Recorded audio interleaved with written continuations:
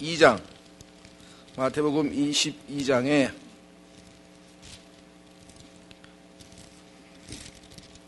34절부터 마태복음 22장, 죄송합니다. 41절부터 46절까지의 이 세상에서 가장 위대한 질문이 거기 쓰여 있습니다. 이 질문에 답을 하면 그 사람은 영생을 얻고 구원을 받고 정말 영원한 복을 누리지만 이 질문에 답을 못하면 영원한 어두움과 멸망이 기다릴 뿐이다. 이 질문은 예수 그리스도께서 하신 질문입니다. 이전에 복음서에 보면 사람들이 예수님께 와서 많은 질문을 했습니다. 유대인 율법에 관한 질문도 하고 부활에 관한 질문도 하고 그 다음에 세금을 내야 되느냐 말아야 되느냐 질문도 하고 요즘으로 치면 온갖 모든 분야에, 그렇죠? 모든 분야에 대한 질문들을 많이 했습니다. 예수님께서 이 모든 질문, 도덕에 관한 질문, 종교에 관한 질문, 세금, 경제에 관한 질문, 온갖 질문을 다 받으신 다음에 예수님께서 역으로 하신 질문입니다. 이 질문을 답하지 않고는 우리가 진정한 의미에서의 인생을 모른다. 자, 한번 보겠습니다. 어떤 질문이길래 예수님께서 하셨는가? 자, 41절에 바리새인들이 함께 모여 있을 때 예수님께서 그들에게 물어 이르시되 너희는 그리스도에 대하여 어떻게 생각하느냐? 그가 누구의 자손이냐 하시매 그들이 그분께 이르되 다윗의 자손이라 하니 그분께서 그들에게 이르시되 그러면 어찌 다윗이 영 안에서 그를 주라 부르며 이르되 주께서 내 주께 말씀하시기를 내가 내 원수들을 내 발받침으로 삼을 때까지 너는 내 오른편에 앉아 있으라 하셨도다 하느냐? 그러면 다윗이 그를 주라 부를진대 어찌 그가 그의 자손이 되겠느냐 하시니 아무도 능히 한마디도 그분께 대답하지 못하고 그날 이후로는 감히 아무도 그분께 더 질문하지 아니하더라. 사람들의 관심은 이 세상에 있는 정치, 권력, 경제, 문화, 예술, 도덕, 종교 모든 분야에 각각의 나름의 관심이 있는 것 같지만 그 모든 것의 중심에는 예수 그리스도가 계신 것이죠. 그래서 내가 누구냐? 베드로에게 했던 질문도 사람들이 나를 누구라 하더냐? 누구라고 합니다. 너희는 그러면 나를 누구라고 하느냐? 그 베드로가 주는 그리스도시요 살아계신 하나님의 아들이십니다. 근데 놀라운 사실은 예수님께서 즉각 답변하기를 요나의 아들 요나의 아들 시몬아 너는 복이 있다. 왜냐하면 그것을 지금 네가 한 답변은 네가 한 답변이 아니고 내 아버지께서 너에게 계시하여 주셨기 때문에 네가 그것을 알았기 때문에 너는 복이 있다 그랬습니다.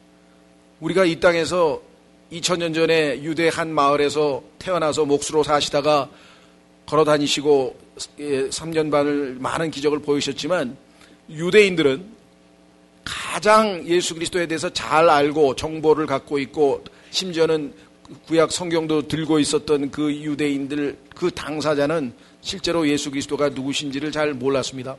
그래서 요한복음 1장에 그 백성이 그분을 그 메시아를 그리스도를 받아들이지 아니하였기 때문에 우리 이방인들에게 즉 모든 사람들 중에 그분을 영접하는 사람에게는 하나님의 아들이 되는 권능을 주셨다. 복음의 기회가 우리에게 주어졌죠. 오늘도 보면 유대인들이 뭔 좀 아는 것 같아요. 다윗의 자손이죠 하고 아주 메시아에 대해서 알고 있는 정보를 얘기했지만 예수님께서 역으로 그런데 그 다윗이 여기 뭐라고 했습니까? 그를 주라 부를진대 그가 어찌 자손이 되겠느냐? 다윗의 자손이면 한참 미친데 왜 그 다윗이 그분을 주님이라고 불렀을까? 그러면 너희 대답이 합당하냐? 답변을 못했죠. 우리는 지금 이제 다윗이 주라고 부른 것은 예수 그리스도의 신성, 온 우주 만물을 창조하신 하나님이신 예수님에 대한 얘기고 다윗의 자손이라고 하는 것은 인간으로 이 땅에 태어날 때 그는 다윗 가문에서 인간의 모습으로 올 때는 한 가문에서 태어났기 때문에 예수 그리스도의 인성과 신성이라고 하는 즉 신성을 갖추신 예수님이 인간의 몸을 입고 찾아오신 성육하신 분이라는 사실을 우리는 이제 구원을 받고 알기 때문에 그분 질문에 대해서 그거 뭐 그렇게 어렵지 않은 것 같다 생각하지만 이 세상에 있는 사람은 아직도 이 질문에 답을 못합니다. 예수 그리스도가 누구신가요? 기독교의 창시자 아닌가요? 내가 오페라 보니까 그 슈퍼스타던데, 그리스도. 지저스 크라이스트 슈퍼스타 아닌가요? 그거의 이스라엘의 혁명가 아니겠습니까? 인류의 4대 성인이시죠. 그분이야말로 정말 훌륭한 도덕 선생님이시죠. 그랬더니 어떤 사람이, 내가 사복음서를 읽어보니까 예수님은 미친 사람이던데요? 자기가 하나님이라 그러는데, 그 미친 거 아닙니까? 자아도취자, 자기 도취에 빠져있는 몽상가 아닙니까? 아니, 어떻게 자기가 하나님이라고?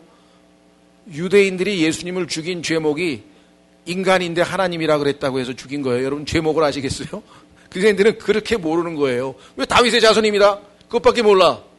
그런데 그 다윗이 그분을 주라고 불렀으면, 우주만물의 창조주라고 불렀으면 도대체 어떻게 된 거냐? 답을 못했죠.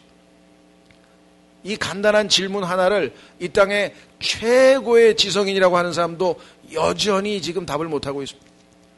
그 중에 대표적인 사람이 니고데모였던 사람이었죠. 자, 그래서 우리는 이제 오늘 교재로 들어가서 어제의 강의에 이어서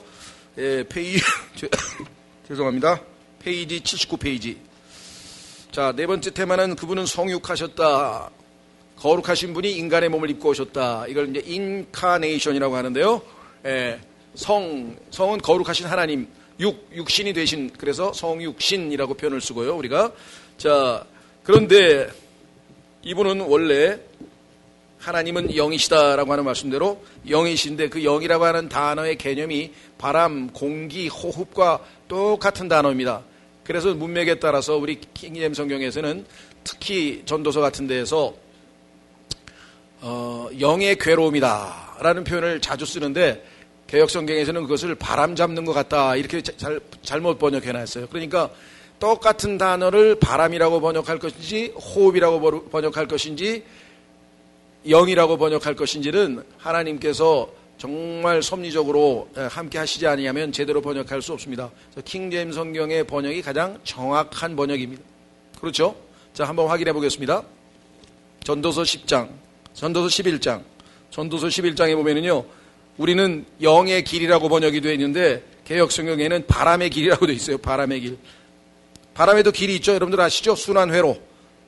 물론 맞습니다. 그런데 이 문맥에서는 당연히 이걸 바람의 길을 얘기하는 게 아니고 영의 길에 대한 얘기라는 것을 우리가 알 수 있어서 킹제임 성경의 정확성에 대해서 우리가 한번 짧게 살펴보겠습니다. 하나님의 말씀을 우리가 이제 뿌리는데, 많은데 뿌려서 사람들이 말씀을 믿고 구원받은 사람이 있을 텐데, 누가 구원받을지를 모르니까 밖에 나가서 내 빵을 물들 위에 던지라, 많이 하나님의 말씀을 전파하라, 이렇게 영적인 교훈을 얻을 수 있는 구절들이죠.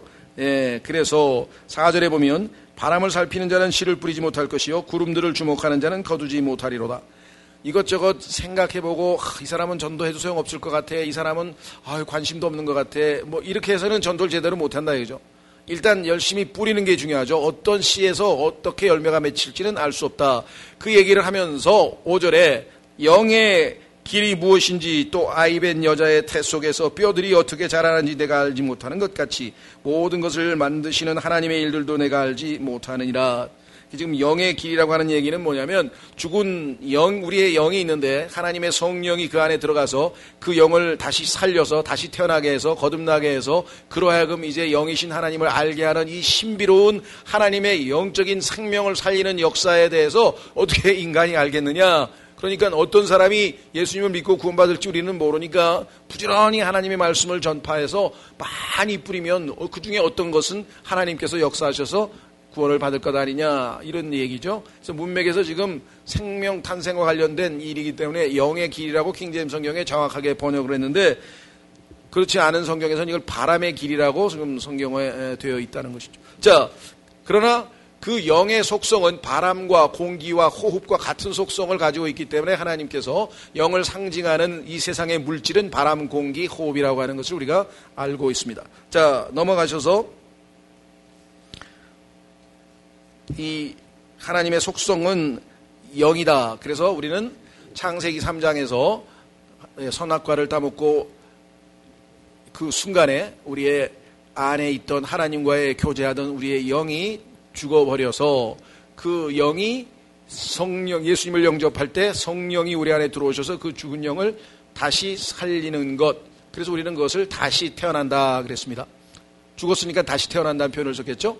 예, 그래서 다시 태어난 우리의 영으로 이제 영이신 하나님께 영과 진리로 경배하게 된 것. 그것이 구원받은 사람의 첫 번째입니다. 그래서 이 영이신 하나님께서 어떻게 구체적으로 인간의 육체를 입고 있는 인간과 접촉하실 수 있는지 그 내용이 지금 여기 쭉 써 있습니다. 그래서 간증도 써 있고요. 그 중에서 우리는 이 영이신 하나님을 어떤 방식으로 체험해서 자기의 마음에 깊이 새겼는지 이 파스칼이라고 하는 서양의 한 유명한 기독교 사상가의 기도문을 읽고 그 다음으로 넘어가겠습니다. 87페이지로 가보십시오. 87페이지로 가시면 이 영이신 하나님을 깊이 체험한 이 죄송합니다. 파스칼이라고 하는 사상가가 이렇게 나름대로 기도문을 자기의 체험을 간증으로 기도로 이렇게 적어놨습니다. 자, 아브라함의 하나님, 이삭의 하나님, 야곱의 하나님, 철학자들이나 학자들의 하나님이 아니시다. 확신, 느낌, 기쁨, 평화, 예수 그리스도의 하나님, 당신의 하나님은 나의 하나님이 되실 것입니다. 하나님 외에 세상과 모든 것에 대한 망각, 그분은 복음서에서 배웠던 길을 통해서만 발견된다. 인간 영혼의 위대성, 의로우신 아버지여, 세상의 아버지를 알지 못하였어도 나는 아버지를 알았습니다. 드디어 예수 그리스도를 통해서 아버지가 누구이신지를 알게 되었습니다. 여러분들 요한일서 2장에 보면은 어린 자녀들아, 나의 어린 자녀들아, 그러면서 너희가 이제 아버지를 알게 되었다. 어린 자녀들이 아버지가 누구인지 알게 된 거죠. 태어났으니까. 자, 그래서 그 결과는 항상 기쁨의 눈물. 나는 아버지를 떠나 있었습니다. 내 하나님이여 나를 버리시렵니까? 내가 영원토록 주님을 떠나지 말게 해 주십시오. 영생은 곧 유일하신 참 하나님과 그의 보내신 자 예수 그리스도를 아는 것입니다. 요한복음 17장 3절을 인용했네요. 예수 그리스도. 나는 그분을 떠나 있었다. 그분을 회피하였고 버렸고 십자가에 못 박았다. 내가 결코 주를 떠나지 말게 하소서. 그분은 복음서에서 배운 길을 통해서만 간직된다. 기꺼운 마음으로 완전한 포기, 나의 지도자인 예수 그리스도에게 완전한 순종, 땅 위의 연단의 날 동안 영원한 기쁨 가운데서 나는 결코 주님의 말씀을 잊지 않겠습니다.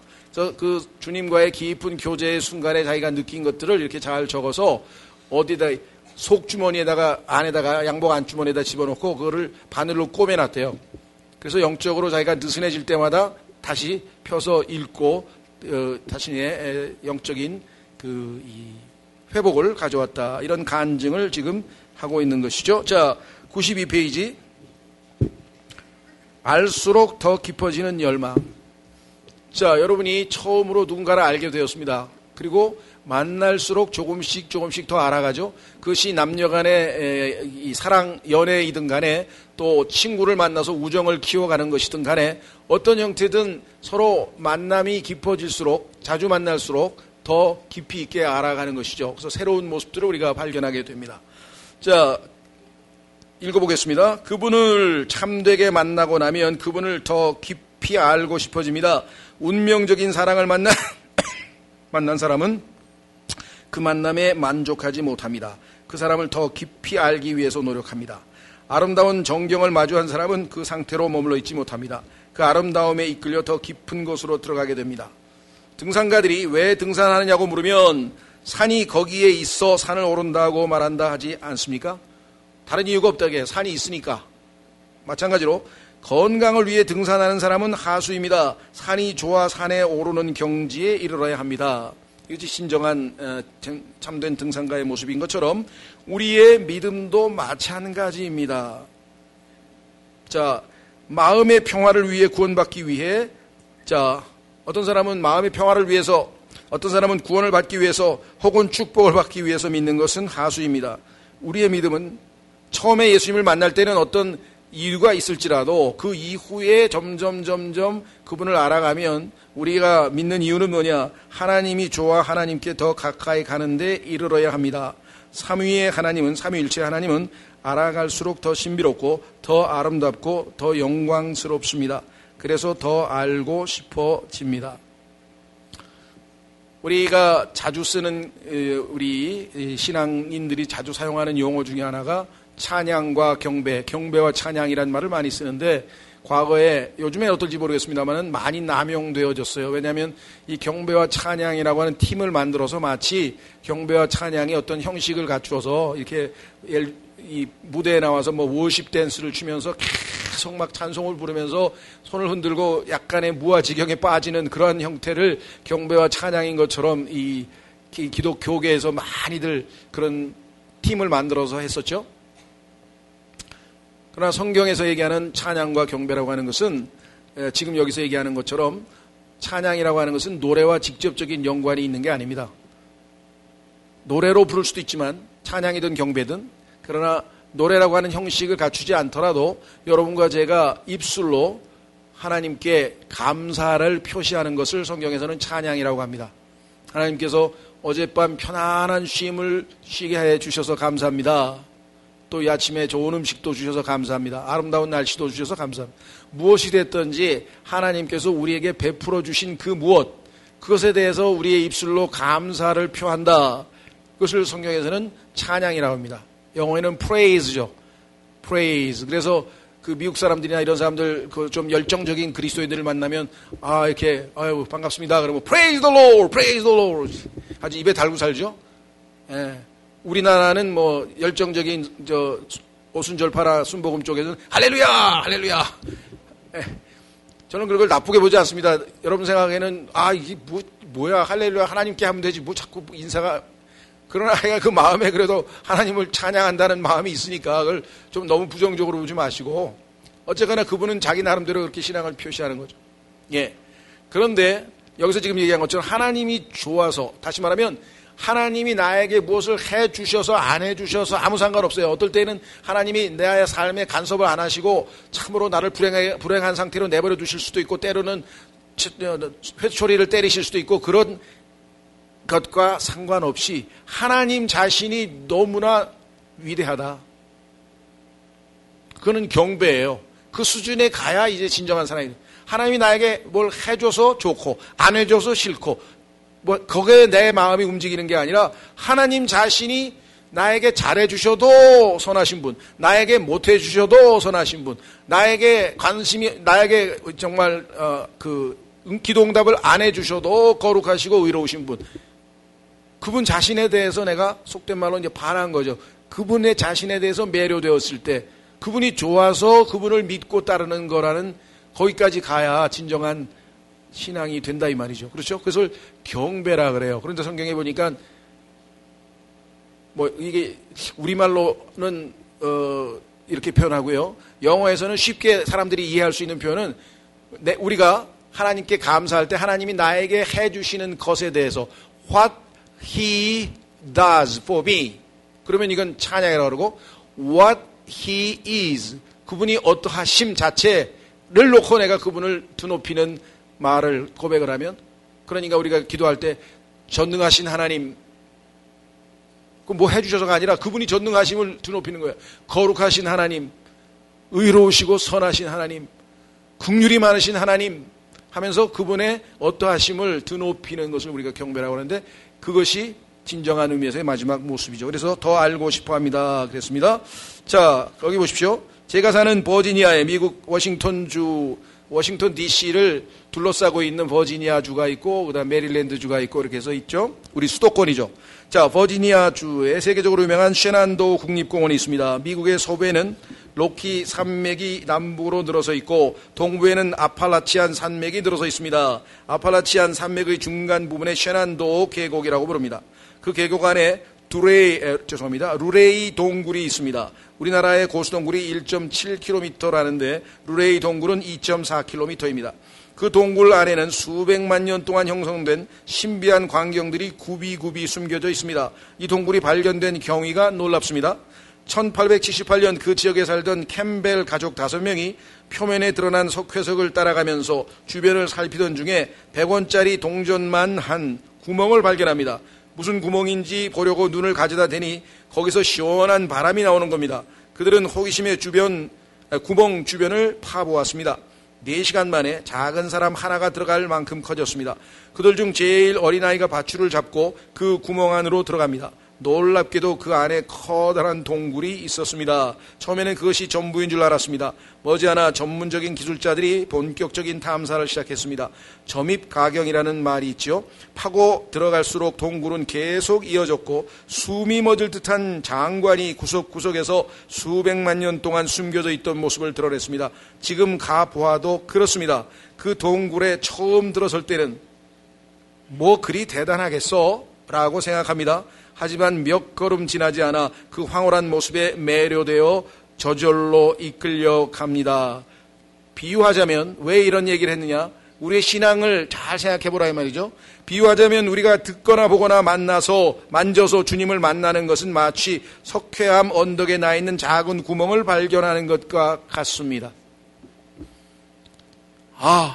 나는 하나님 앞에, 거룩하신 하나님 앞에 죄인인데 내 죄값을 치르지 않으면 영원한 형벌이 기다리고 있고 나는 진노의 자녀인데, 하나님께서 나를 사랑하셔서 자신의 아들을 보내셨구나. 아들께서 아버지를 사랑하셔서 아버지의 말씀에 순종하셔서 이 지구상으로 저 높은 곳에서 이 누추한 곳으로 내려오셔서 나를 사랑하셔서 십자가에서 죽으셨고 그가 흘리신 보배로운 피가 나의 모든 죄들을 다 씻었구나. 그래서 내가 영원한 형벌로부터 구원받고 하나님의 자녀가 되었구나. 감사합니다. 끝? 이거 끝입니까? 근데 얼마나 많은 사람들이 그것이 끝이에요. 끝? 나는 구원받았습니다. 나는 하나님 나라 갑니다. 끝? 그게 아니죠. 그분이 나를 다시 살려서 죽은 영이 살아나고 그분의 생명이 내 안에 들어오다 보니까 내가 몰랐던 그 예수 그리스도가 보이기 시작하고 이 동굴 안으로 들어가면 들어갈수록 어마어마한 경관이 2.4km가 쫙 펼쳐지듯이 하나님이 어떠하신 분인지에 대해서 하나님의 말씀이 펼쳐지면서 점점 들어갈수록 그분에 대한 감격과 감동과 경배와 경이로움과 뭐 이런 것이 압도해서 그분을 점점 더 사랑하게 된다. 그게 신앙생활인데 그걸로 끝나냐 이거죠. 이게 문제라 이 말이에요. 끝이 아니죠. 구멍을 파서 싹 들여다보니까 별거 있겠어 하고 입구에서 돌아가자. 아니면 입구에서 그냥 그 주변에 있는 것만 몇 개 살펴보는 것. 그게 아니죠. 더 들어가라 이거죠. 더 들어가 안으로. 주님을 알아가는 과정이 그와 같다는 거죠. 그래서 지금 아주 지혜롭게 좋은 비유를 이야기했네요. 보십시오. 캠벨 가족이 그곳을 지나기 전에도 수많은 사람들이 지나갔을 것입니다. 하지만 그 구멍을 본 것은 그들이 처음이었고 그 구멍에 관심을 가신 것도 그들이 처음이었습니다. 그곳에서 시원한 바람이 나오는 것을 알아차린 것도 그들이 처음이었고 그것에 만족하지 않고 그것을 파본 것도 그들이 처음이었습니다. 이렇게 갈망하는 사람만이 하나님을 더욱 깊이 알아가는 특권을 누릴 수가 있다. 그렇습니다. 이와 마찬가지로 하나님의 바람은 언제나 우리 중에 불고 있었고 하나님의 햇살은 언제나 우리를 비추고 있습니다. 그것에 관심을 갖습니다만 그것에 관심을 갖고 그것을 알아보고 그것에 자신을 여는 사람은 많지 않습니다. 그래서 우리가 갈망하는 마음을 갖는 것이 우리에게 얼마나 중요한 것인가. 그렇죠? 자, 그래서 에베소서 1장 17절 99페이지로 넘어가시면 에베소서 1장 17절에서 바울의 기도가 나옵니다. 바울의 기도는 우리가 하나님의 그 무한 광대하심, 어마어마하심에 대해서 알았으면 좋겠다. 너희가 그분의 유업에 대해서, 그분에 대해서 조금이라도 더 안다면 훨씬 더 복된 행복한 그리스도인이 될 텐데, 바울의 첫 번째 기도, 또 3장에도 다 유명한 기도가 나옵니다만은 첫 번째 기도 한번 보겠습니다. 에베소서 1장 17절에 보시면 에베소서 1장 17절에서 이렇게 기도합니다. 우리 주 예수 그리스도의 하나님 곧 영광의 아버지께서 지혜와 계시의 영을 너희에게 주사 그분을 어떻게 한다고요? 알게 하시고, 너희가 그분을 이제 조금 알았는데 거기서 더 알아가려면 베드로에게 계시의 영을 주셔서 그분이 참 하나님의 아들이고 그리스도이신 것을 알게 하신 것처럼 우리가 점점 그리스도에서 더 알아가려면 너희에게 그 계시의 영이 더 풍성해져야 된다. 그래서 그렇게 해 주셨으면 좋겠다. 내가 알아보니 하나님은 너무너무 놀라우신 분이고 알아가면 알아갈수록 우리가 매료되고 그럴수록 우리는 더 그분을 닮아가고 그럴수록 더 행복해지고 왜? 가장 행복하신 분이 가장 복되신 분이 하나님이시기 때문에 Blessed is the name of the Lord. 주의 이름을 찬송하리로 할 때 그 blessed란 말이 사실은 복되다, 행복하다는 뜻 아니겠습니까? 그래서 주님을 알아가면 알아갈수록 우리가 복을 누리게 되는데 그래서 너희 좀 더 알게 해주셨으면 좋겠다. 왜? 나는 이미 알고 체험을 했기 때문에 너희도 그랬으면 좋겠다 기도하고 있습니다. 너희의 지각의 눈을 밝히사 그분의 부르심의 소망이 무엇이며 성도들 안에 있는 그분의 상속 유업의 풍성이 얼마나 풍성하며 영광이 얼마나 풍성하며 그분의 강력한 권능의 활동에 따라 믿는 우리에게 베푸신 바 그분의 지극히 큰 권능이 어떤 것인지 너희가 알게 하시기를 구하노라. 알게 하시고 알게 하시기를 구하노라. 그분을 알고 그분에 대해서 알게 하시기를 구하노라. 왜? 그리스도인들이 너무나 그분에 대해서 잘 모르고 있다라는 것이겠죠. 여러분 어떠세요? 요즘에는요 부끄러워요. 왜 그런지 아세요? 외국 사람이 우리나라에 와서 이렇게 관광을 하면서 여러 명소를 많이 찾아다니잖아요. 그렇죠? 그래서 이렇게 보니까 내가 아는 데가 거의 없어. 야, 난 저런 데 가보지도 못해. 저 사람들은 나보다 대한민국을 더 잘 알아. 막 강원도 뭐 이상한 데 가가지고 막 뭘 봤는데 아니 난 한국 사람이 지금 60이 넘으면 내일 모레 70이 이게 뭐야 나는 아무것도 모르네. 부끄러워요. 그렇죠? 예. 그런 것처럼 주님을 40년 가까이 알아갔다고 하는 사람이 주님에 대해서 얼마만큼 자랑할 수 있겠어요? 여러분이 믿는 주님이 여러분의 자랑거리라면 우리 주님은 이런 분이시다고 해. 다 그분의 성품, 그분의 특징, 그분의 생각, 그분은 경제에 대해서는 이렇게 생각하십니다. 그분은 인권에 대해서는 이렇게 생각하십니다. 그분은 교회가 정치에 참여해야 되는지 이렇게 말씀하십니다. 이렇습니다. 다 알려주고 싶으신데 우리는 아는 거 그분이 피가 나의 죄를 다 씻고 내가 죄 사함 받고 구원 받았습니다. 그래서 하늘나라 갑니다. 그래서요. 뭐 그때 가면 뵙게 되겠죠. 그 끝이에요? 이 땅에서는 뭐예요? 손을 잡고 이 땅에서 그 다음에 같이 함께 동행하고 그분과 신앙생활을 하나님의 뜻을 이루어가는 삶을 살아야 될 거 아니에요. 머리 대신 주님이 하늘에 가시고 몸된 교회를 남기셔서 이 땅에서 우리를 통해서 아버지의 뜻을 이루고 싶어 하시는데 자 넘어갑니다. 그래서 이제 우리는 102페이지로 갑니다. 만남 없이 믿음 없다. 만남 없이 믿음 없다. 자, 내가 메시아를 만났다라고 하는 그 빌립의 고백에 자기 형제를 데리고 갔죠. 예, 그래서 베드로가 구원받는 역사가 일어났는데요. 자, 만남 없이 믿음 없다. 테마로 갑니다. 요한일서를 통해 우리가 오늘 들어야 할 메시지 그 첫 번째는 그분을 알라 지금 공부했습니다. 육신을 입고 우리 가운데 오셔서 철저히 인간으로 살았던 태초부터 있던 생명의 말씀을 알라는 것입니다.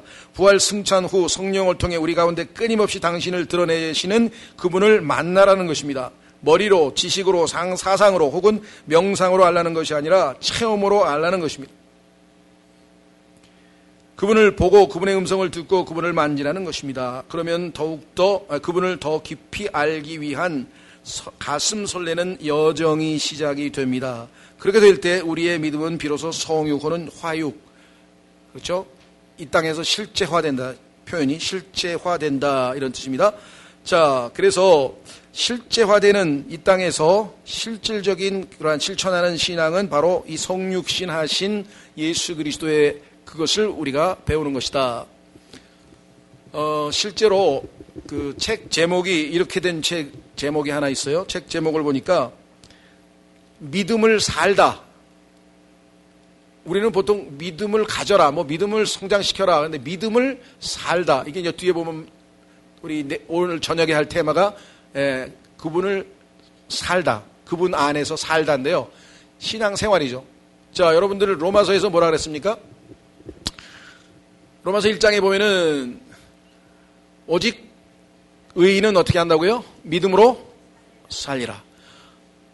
처음에 읽으면서요. 오직 의인은 믿음으로 살리라 이렇게 되어 있는데 의외로 상당수의 그리스도인들은 그 구절을 읽기는 그렇게 읽는데 머릿속으로는 어떻게 이해하면은 오직 죄인은 믿음으로 의롭게 되느니라. 그러니까 이것이 죄인은 믿음으로 산다는 얘기인데, 그렇죠? 이것은 죄인이 구원받는 것으로 자꾸 해석하는 사람이 있어요. 물론 죄인은 믿음으로 의롭게 됩니다. 그러나 의인은 믿음으로 사는 거예요. 의롭게. 그렇죠? 자, 그래서 오늘을 살다, 믿음을 살다라고 하는 책 제목이 있는데 휴 홀터라고 하는 분이 썼더라고요. 근데 밑에다가 부제, 가로를 치고 부제를 썼어요. 오늘을 위한 성육신. 오늘을 위한 성육신. 보니까 삼위일체 하나님께서 인간의 몸이 되어서 이 땅에 살아가신 그것이 우리의 신앙생활의 방식이라고 하는 초점에서 쓴 책인데 지금 이 주제가 바로 그 주제와 동일합니다. 자, 그래서 우리는 이제 그 다음 테마로 가겠습니다. 자, 그래서 이제 108페이지로 가시면 1부에서 우리가 최종적으로 내리는 질문이, 결론을 내리면서 질문이 바로 이렇게 여러분과 저에게 질문하네요. 자, 108페이지의 제1부를 마무리하면서 제 자신과 독자들께 하나의 질문을 던집니다. 우리는 그분을 압니까? partly, 부분적으로 알죠. 모르는 건 아니죠. 당연히 알죠. 그 다음에 그분을 만났습니까? 만났습니다. 아직 깊은 사귐이 조금 부족하긴 하지만 만났죠. 어떤 식으로든 그분을 보았고 만졌고 들었습니까? 체험했죠. 그러니까 그분 앞에서 울기도 하고 감격하기도 하고 행복해하기도 하고 기뻐하기도 하고 괴로워하기도 하고 심지어는 무서워하기도 하죠. 하나님 때문에 어떨 때는 두려움이 임할 때도 있다 이 말. 체험을 하고 있죠. 그분을 더 알기 위해 설레는 마음으로 영적 생활을 계속하고 있습니까? 그 만남과 사귐을 통해 우리의 삶에 일어난 변화가 있습니까? 이것이 지금 오늘 우리가 지금부터 다루어야 될 테마예요. 그것은 뭐냐? 우리가 알고 만났고 만졌고 들었고 체험했지만 지속하고 있냐 이게. continue. 여기에서 이제 많은 분들이 실패를 한다. 바울도 마찬가지. 복음을 전했습니다. 구원받고 그 사람들의 교회가 세워졌습니다. 그는 제2차 선교여행으로 다른 지역으로 갔습니다. 그러나 처음에 복음을 전했던 지역으로 다시 돌아왔습니다. 왜? 그들에게 continue, 너희의 믿음 안에서 지속적으로 거하라고 하는 것을 권면하기 위해서. 왜? 중도에 대만은 이 세상을, 이 현 세상을 사랑하여 나를 버리고 가버렸고, 신앙생활에서 중도에 지속하지 않고 중도에 포기하고 떠나버린 사람이 한둘이 아니에요.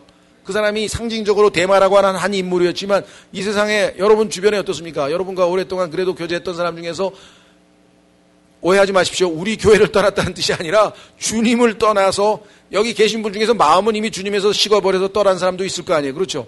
그래서 우리가 다시 회복하고 다시 또 출발하고 또 무너졌다가 또 회복하고 하지만 그런 사람들이 얼마든지 있을 수 있는 것이겠죠. 그렇죠? 자, 그래서 계속하고 있습니까? 질문입니다. 두 번째, 변화가 있습니까? 변화는 과정입니다. 지속적인 과정이에요. 딱 변화로 끝나는 건 아니에요. 언제 우리가 변화됩니까? 예수 그리스도께서 하늘에서 우리를 데리러 나타나실 때 우리의 몸이 호련히 눈 깜짝할 사이에 변화돼서 올라가는 그런 변화는 순식간에 일어나는 거지만 우리가 예수 그리스도의 성품을 닮아가는 변화는 조금씩 이것을 갈라디아서 4장 19절에서는 너희 안에 그리스도께서 형성되어져 간다 그랬어요.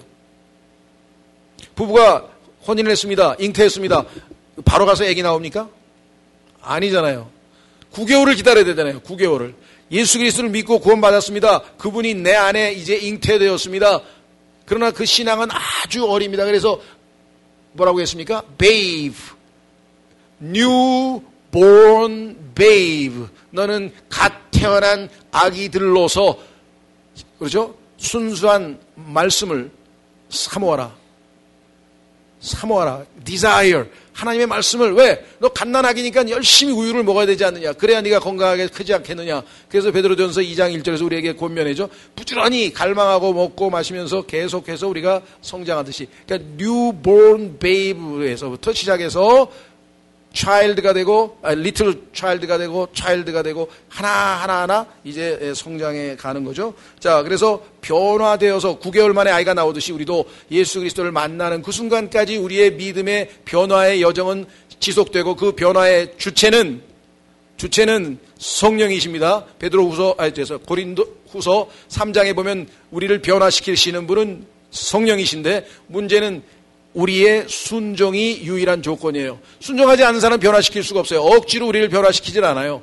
그래서 순종하고 자신을 내려놓은 사람을 그분께서는 점점 변화시켜서 예수 그리스도는 리빙 스톤, 산돌이고 우리는 그분의 생명을 받아서 죽어있던 시체가 살아있는 돌, 라이블리 스톤, 활력 있는 돌, 살아있는 돌이 되었는데 점점 예수 그리스도처럼 변화되어서 닮아가게 되어 있죠. 늘 말씀드립니다마는 석탄과 다이아몬드는 화학 성분은 똑같아요. 천양지 차이죠. 석탄 한 개, 조개탄 하나 보세요. 그거하고 다이아몬드하고.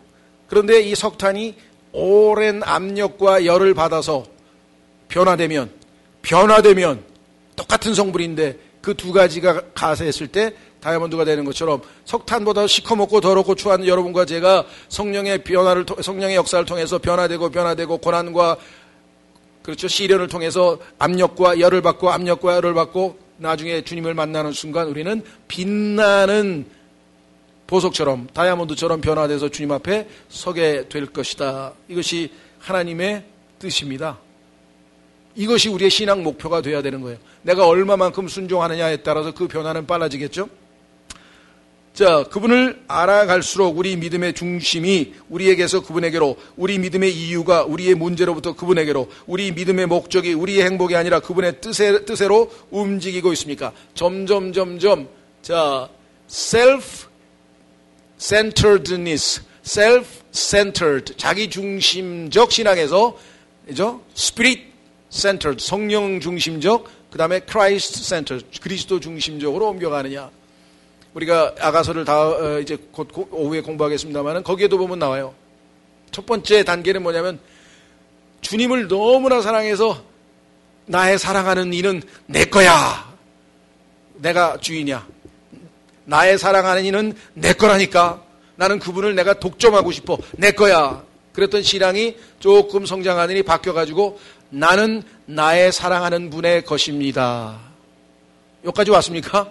자아가 완전히 처리된 야곱이 이스라엘로 바뀌는 순간 그 체험이 우리에게 있다 이 말이에요. 자, 그래서 우리는 109페이지에 우리의 영성은 진실로 주님과 함께하는 사귐의 영성이라고 할 수 있습니까? 자, 그래서 이제 그 사귐의 영성 안으로 더 깊이 들어가 봅니다. 자, 우리도 똑같은 말을 쓰죠. 사랑에 빠지다라는 말 쓰죠. 물속에 푹 빠지듯이 사랑에 빠지다. 이 사랑에 빠져 있는 그리스도의 모습은 솔로몬의 아가라고 하는 그 책에서 찾아볼 수 있어요. 완전히 사랑에 빠져서 허우적거리고 있는 여인의 모습이, 사랑에 빠져서 허우적거리고 있는 여인의 모습이 솔로몬의 아가에 보면 나옵니다. 아주 농도 깊고 아주 그런 그 깊이 있는 아주 이 대화가 오고 가는 그러한 내용들인데요. 그래서 그 내용이 너무 노골적이다 보니까 유대인들은 30세 이상은 읽지 마라. 그래서 금서로 만들어놨어요. 예. 그런데 우리 그리스도인들은 영적으로 그것이 주님과 그리스도인의 미래, 사랑의 전개 과정이라는 사실을 이제 터득하고 나면 거기에 나와 있는 어떤 밀도 있고 농도 깊은 그런 표현이 영적으로 주님과의 깊은 사랑이라는 것을 우리가 알게 되기 때문에 아무런 문제가 될 것 없습니다. 자, 넘어갑니다. 드디어 이제 5번째, 제5장, 그분 안에 빠지다. 첫 번째는 살갗을 입으신 하나님, 아까도 얘기했죠. 성육신 하셨다는 그 얘기가 여기 지금 나와 있어요. 자, 그래서 우리가 실제화되는 그 얘기는 지금 여기 간증이 나와 있는데, 간증 한번 여러분들이 꼭 읽어보십시오. 어떻게 하나님께서 실제 우리의 구체적인 생활에 참여하시는가. 여러분도 그러시죠? 주님께서 어떤 분들은 아주 세밀하고 작은 일에서 주님이 나하고 함께 하셨구나. 오늘 참석하시진 않았지만 제가 여러분들 다 개인적으로 간증들이 있으시기 때문에 하실 분들은 또 이따 저녁에 하시지만요. 저희 교회에 지금 참석하시는 형제님 중에서 아마 거의 80 가까이 되신 우리 박창희 형제님이라는 분 계신데, 그 부부가 원래는 한국에서 체육 선생님이었어요. 체육 선생님. 네. 그 부인이 어느 날 보니까 교회를 다니는 거예요. 그래서 화가 끝까지 났어요. 그래서 너 교회 다닐 거야, 안 다닐 거야? 다닌다면 내가 오늘 집에다 휘발유 뿌리고 불 질러서 너하고 나하고 그냥 죽고 끝내자. 그냥 얼마나 등치도 크고 와일드한지 체육 선생님이니까. 그냥 겁을 먹어가지고 절대로 교회 안 다닌다고 벌벌 그래서 넘어갔어요. 근데 어느 날 보니까 집에서 성경을 읽은 거야. 너 교회 안 다닌다 그랬잖아. 예, 근데 저는 성경을 안 읽는다는 말을 안 했는데. 예. 그래서 성경 읽을 거야? 예. 그러면 또 끝내자 그래가지고 망우리에 가서 오늘 너 여기 죽이고 나오고 여기서 끝내자. 그러니까 지금은 굉장히 온유하신 분인데 그렇게 와일드하셨더라고요. 그런 과정을 거쳤는데 어느 날 그 미국인 선교사를 이렇게 만나서 복음을 듣고 변화됐어요. 너무너무 감사해가지고 이분이. 예. 그래서 내려놓고 이제 신학을 공부해가지고 이제 목사가 됐습니다. 그래서 한국에서 이제 목사 생활 하시다가 자기가 그 체육사를 운영하면서 사업을 했어요. 그래서 호주에도 가고 뭐 아마 골프 체인지 낚시 체인지 하니까 왔다 갔다 이렇게 하시다가 호주에서 교통사고가 났는데 자기 말로는 그래요. 딱 1cm 차이로 0.1조 차이로 직사 위기에서 벗어난 거예요. 근데 그 순간에 하나님이 간섭하셨구나. 하나님이 실제와 여기 하나님이 간섭 안 했으면 난 여기서 죽었다. 그래서 거기서 딱 모든 걸 내려놓고 아까 얘기한 것처럼 신학을 공부하면서 이제 목사가 돼서요. 내가 호주에서 하나님이 나를 살렸으니 호주의 원주민들이 너무나 불쌍한데 내 여생을 복음을 전하고 죽겠다. 그래서 부부가 다 정리하고 자녀 넷은 다 이제 알아서 독립하고 본인들이 호주에 갔어요. 멜버른에 가서 이제 유학생 중심으로 사역을 하다가 호주 목사가 예배당 좀 빌려주세요. 그랬더니 우리는 성경이 달라서 당신들 거 안 빌려준다고. 무슨 성경 쓰느냐고. 성경이 다르다니? 성경이 다 똑같은 거 아닌가요? 그랬더니 딱 펴주면서 이런 거 있습니까? 이런 구절 있어요? 이런 구절 있어요? 왜 없지? 왜 없지? 이거 내가 신학교 다닐 때 물어봤는데 교수가 답을 못 하더라고요. 왜 없음이 있습니까? 물어봤더니 답을 못 하더라고요. 그래서 내가 딱까지 근데 다 들어있는 게 있어요? 영어 성경이 있어요? 있습니다. 예, 킹제임스 성경.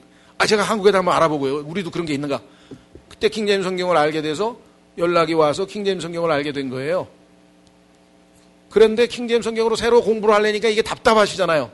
그래서 한국에 나와서 1년 동안 신길동에 있는 우리 교회를 다니시면서 다시 재준비를 해가지고 다시 호주에 갔는데 30명 정도 유학생들에게 복음을 전해서 구원의 복음을 전하고 또 침도 놓고 해서 나름대로 선교를 열심히 했는데 나이가 이제 만 65세가 넘어가니까 세금을 하나도 안 냈잖아요. 이게 선교 활동을 하고 그랬으니까.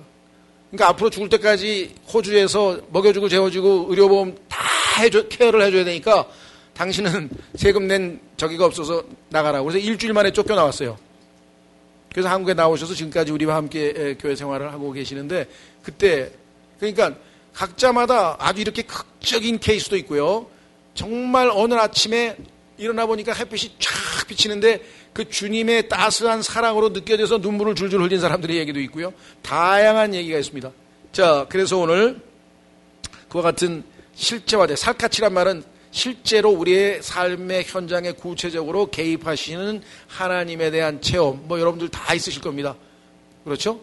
자, 그래서 이제 119페이지로 가서 너에게 빠졌다. 이게 이제 본격적인 사랑이네요. 이 구체적인 내용은 우리가 말씀드린 것처럼 우리 조금 있으면 오후 성경 공부 시간에 이제 솔로몬의 아가서를 통해서 어떻게 예수님은 우리에게 빠지고 우리는 예수 그리스도께 빠져 들어가는지 그 과정을 살펴보겠습니다. 자, 119페이지. 기독교 신앙은 만져보고, 만져서 알게 되고, 보아서 알게 되고, 들어서 안 주님과, 체험한 주님과 하나가 되는 과정입니다. 점점 예수님처럼 되죠? 자, 우리는 굴러다니는 돌이에요. 예수님은 참 아름다운 보석이에요. 그 예수님께서 우리에게 자신의 생명을 주셔서 이제 죽어있던 돌이 생명은 들어있는데 삐죽삐죽 삐뚤삐뚤 엉망진창이에요. 그래서 예수님이라고 하는 그 모퉁이 돌, 그 머릿돌 위에 하나님의 성전으로서 도구로 재료로 쓰이려면 잘 정제되고 다듬어져서 아름다운 모습을 갖춰야 돼요.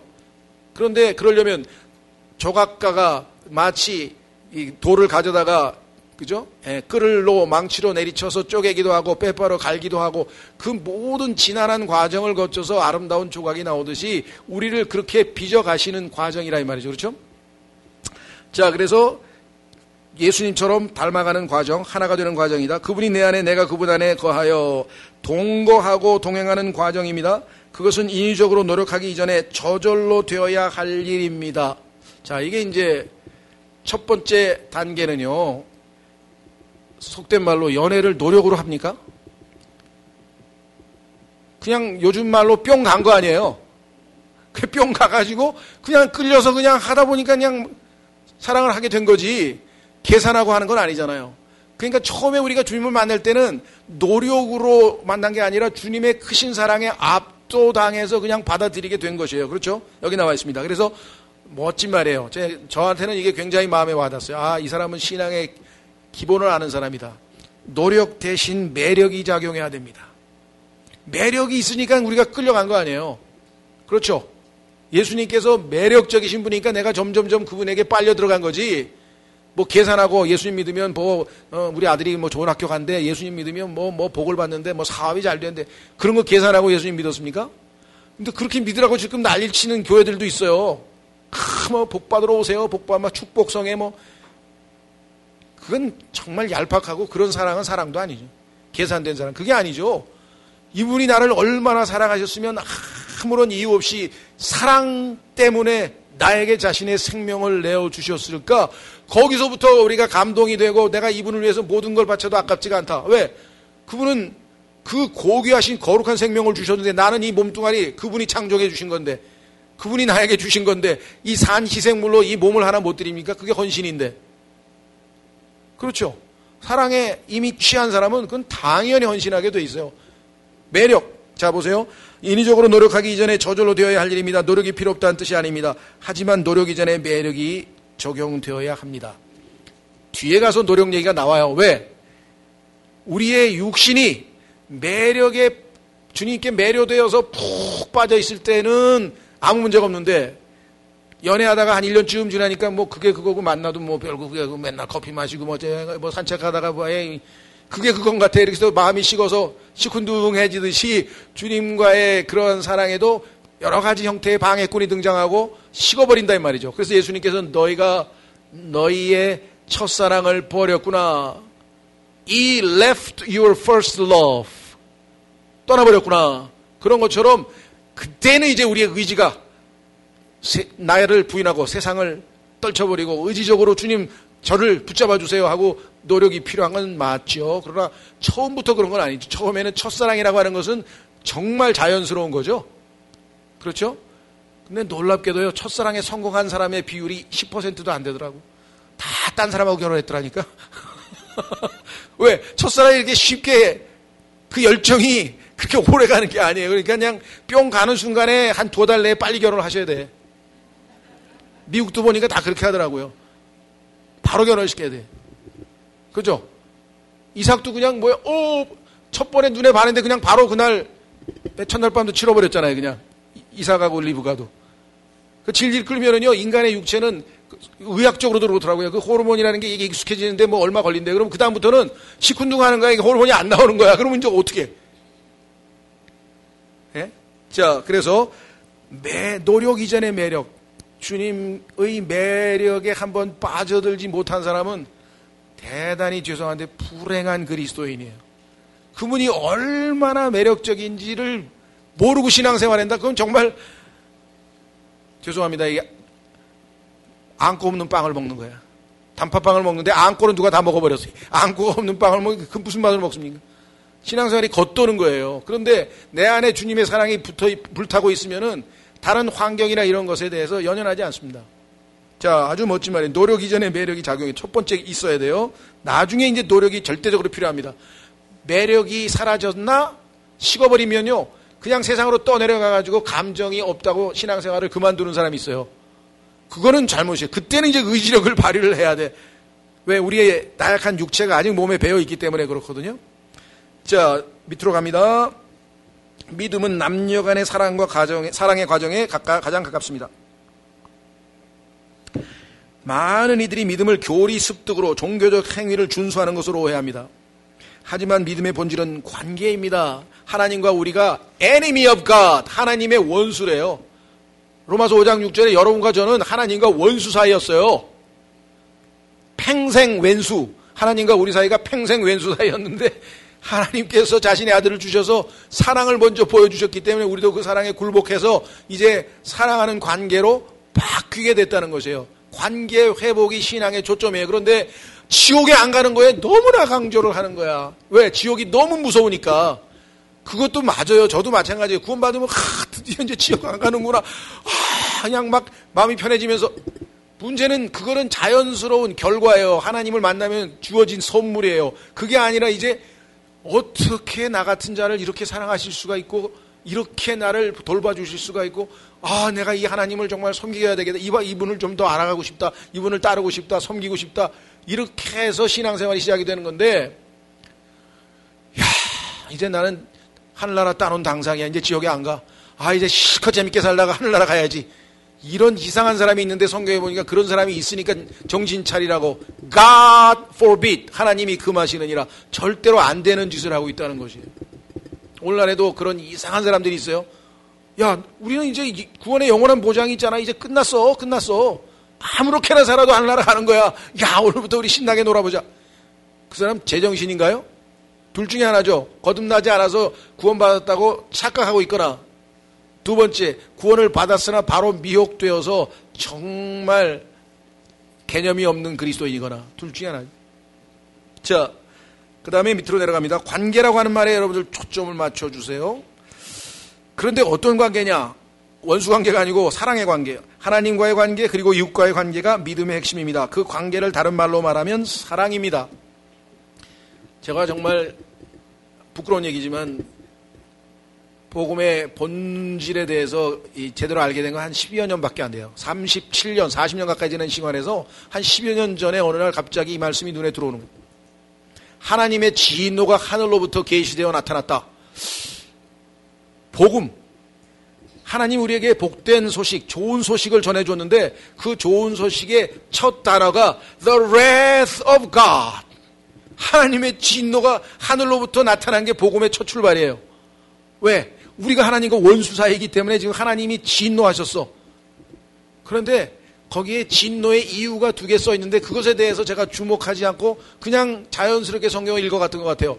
제가 최근에 몇 년간은 교회에서는 여러 번 강조했는데 여러분들이 기억나시는지 모르겠어요.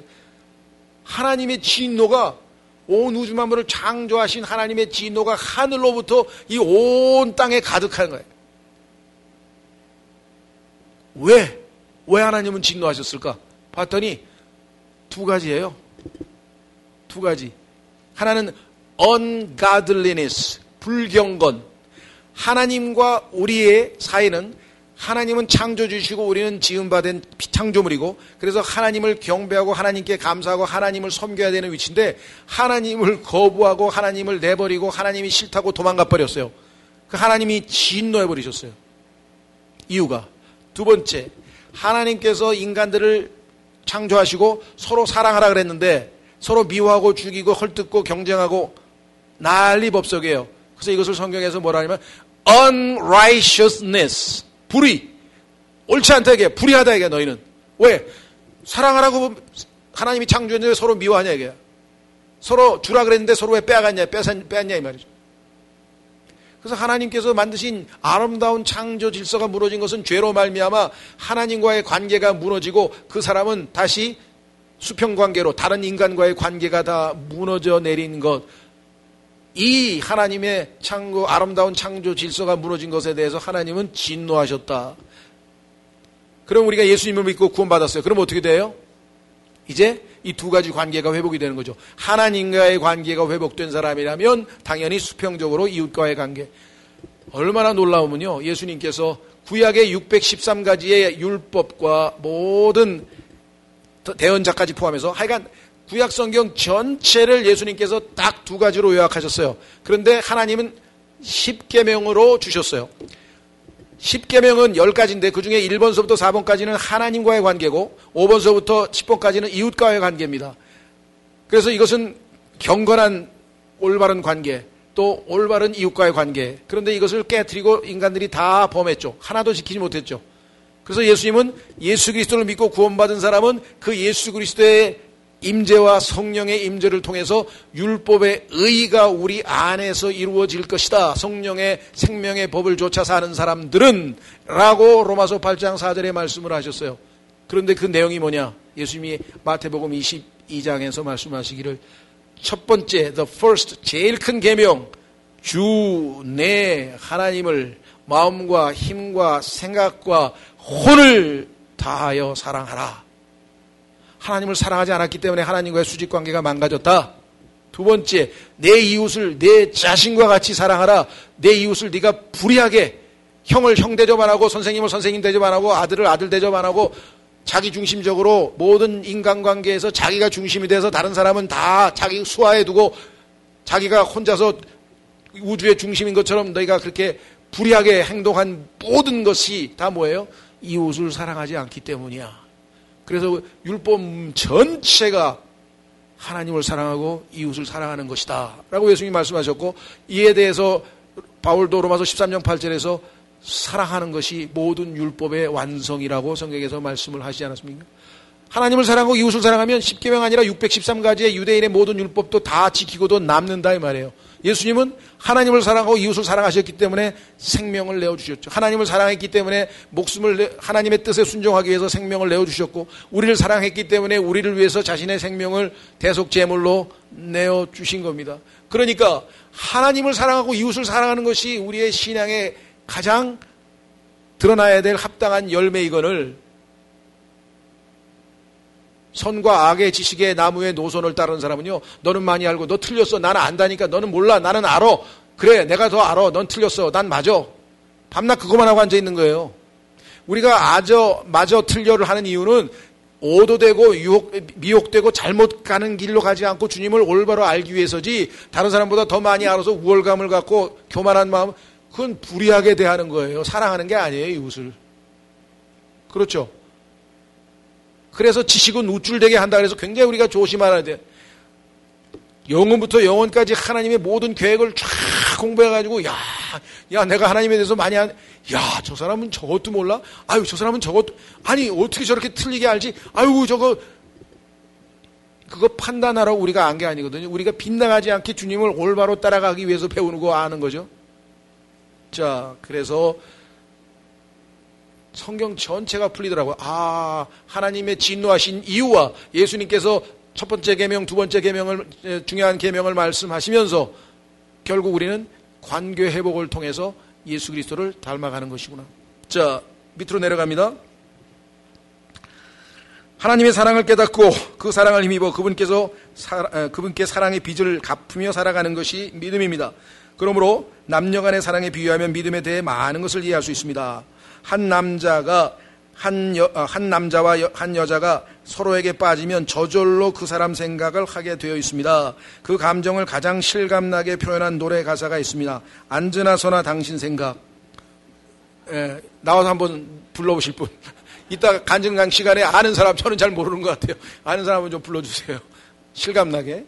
자, 그래서 넘어갑니다. 120페이지. 자신도 모르게 그 사람 생각에 빠져들어가는 것. 이 솔로몬의 아가서를 보면요, 정말 아주 사랑에 빠진 사람의 모습을 볼 수 있죠. 그것이 사랑의 속성입니다. 사랑은 서로에 대한 매력으로 시작합니다. 그렇죠? 끌려서 만나는 거지. 서로에 대해 불꽃이 일어나는 것입니다. 그래서 헤어져 있어도 보고 싶어집니다. 사랑을 느끼는 순간 그 사람이 마음을 점령했기 때문입니다. 한국 드라마 명대사 중 최고로 꼽히는 말을 기억하시죠? 죄송합니다. 내 안에 너 있다. 이것도 잘 모르겠는데 뭐 있나요? 아시는 분 있었어요? 예, 하여간 진짜 이거 명언이네요. 너 안에 내 있다가 아니라 내 안에 너 있다.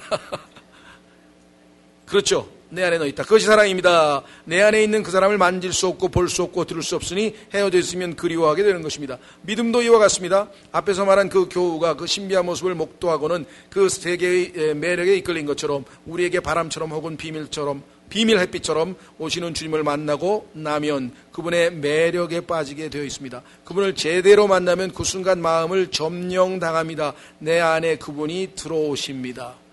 그렇죠? 그래서 주님을 사랑하고 그 사랑이 점점 깊어지는 것이 신앙 생활이라고 하는 것. 관계 중심의 신앙생활을 하셔야 돼요. 그래서 이번에 수련의 타이틀이 사귐의 영성이잖아요. 하나님께서 정작 원하셨던 건 뭐예요? 하나님의 아들이신 예수 그리스도와 같은 아들들을 더 얻어서 그 아들들을 한 단체로 신부로 만들어서 그들을 아들이신 예수 그리스도께 주는 거잖아요. 그러니까 예수님께서는 사실은 창세기 3장에 죄 짓기 전에 이미 아담과 이브로 예표되어서 아담이신 예수 그리스도께서는 그의 갈비뼈에서 이브가 창조되어서 서로 사랑하시고 곧바로 결혼식하고 주님이 결혼식 시켜주셨죠. 그런데 문제는 뭐예요? 죄가 침투해서 이 신부들이 다 더럽게 돼서 이 죄인들이 됐기 때문에 이들을 정결케 하기 위해서 피를 흘리시고 한 것이지 정작 건져내는 게 목적이 아니라 그들과 사랑을 깊이 있게 더해서 그 사랑 가운데서 기쁨을 누리시기 위한 것이다. 자, 교재로 다시 갑니다. 이 어떤 자매가 이런 고백을 했네요. 보십시오. 120페이지. 또 다른 교우님의 이야기가 생각납니다. 간증입니다. 미국으로 시집와서 시댁의 신앙적 분위기 때문에 늘 예배에 나오던 자매가 있습니다. 워낙 착한 분위기에 효도하는 마음으로 꾸준히 예배에 나왔습니다. 착한 며느리라는 칭찬을 듣는 것에 만족하며 늘 같은 자리 같은 자세로 예배를 드리고는 아주 깔끔하게 고상하게 집으로 돌아가는 분이었습니다. 저는 그분에게 신앙적인 도약이 필요하겠다 싶어서 제가 인도하는 수양회에 초청을 했습니다. 그분의 신앙행위가 모두 형식만은 아니었음을 그곳에서 알았습니다. 그동안 알게 모르게 쌓인 믿음이 그곳에서 임계점에 도달했습니다. 깊은 은혜를 체험하고 진실한 신앙인으로 변모했습니다. 그분이 나중에 교우들에게 죄송합니다. 간증하는 자리에서 이렇게 말씀하셨습니다. 제 안에 저 아닌 다른 누가 들어와 있는 것 같아요. 참 이상하고 신비로워요. 워치만이라고 하는 분이 결핵에 걸려서 깊은 산중에 요양을 떠났습니다. 그래서 산장지기네 집에서 머물렀어요. 그 산장지기하고 몇 개월간 있으면서 이제 몸이 회복이 되고 돌아올 때 복음을 전해서 그 산장지기 두 분이 할머니 할아버지 두 분이 구원을 받았습니다. 나중에 그 할머니 할아버지가 나중에 워치만이를 만나서 자기 간증을 하는 거예요. 자기는 매일 평생 식사할 때 늘 술을 한 잔씩 반주로 이렇게 했는데 어느 날 반주를 딱 하려고 그러는데 뭔가가 이상하더래요. 마음이. 아유, 왜 이러지? 그래서 일단 그날은 안 마셨대요. 그런데 그 다음날 또 그러더래요. 이게 왜 이러지? 그래서 어떻게 하셨습니까? 결국은 제가 안 마시게 됐죠. 그래서 어떻게 해요? 그러니까 내 안에 계신 그분이, 내 안에 계신 주님이, 주님이 내가 이거 마시는 것을 싫어하신다는 것을 그때 깨달았어요. 그분이 나의 사랑하시는 그분이 원하시는 대로 내가 내려놨다 이 말이에요. 그렇죠? 여기도 마찬가지. 그래서 내 안에 와 계신 거룩한 손님이라고 어떤 분은 고백을 하셨다고 합니다. 자, 그래서 이제 121페이지 밑에서 마지막 패러그래프에 이렇게 되어 있습니다. 그 바로 위에면요. 마침내 그분과 살림을 차리고 싶으십니다. 그러니까 뭐냐면 같이 늘 있고 싶다. 그런 마음이 생기는 거죠. 자, 그래서 이 지점에서 기억할 것이 있습니다. 정말 믿어지지 않은 놀라운 사실이 있습니다. 그건 뭐냐면요. 내가 주님에게 매료된 줄 알았는데 주님도 나에게 매료되어져 있다는 것이에요. 자, 한번 우리 확인해 보겠습니다. 스바냐.